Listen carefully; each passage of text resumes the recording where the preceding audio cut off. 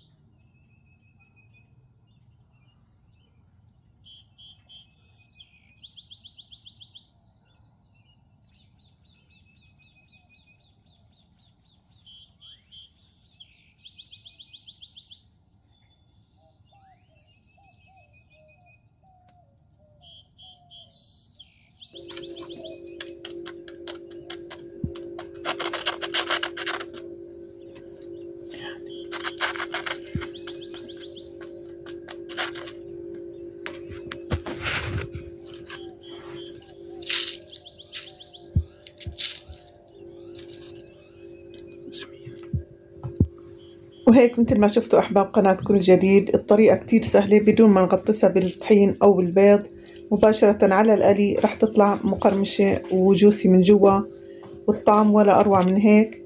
وأنا عملت عدة أشكال فيها، يلي بناسبكم أو يلي حابين تعملوا كل الأشكال كمان ظريف جدا على السفرة وبترغب الأطفال.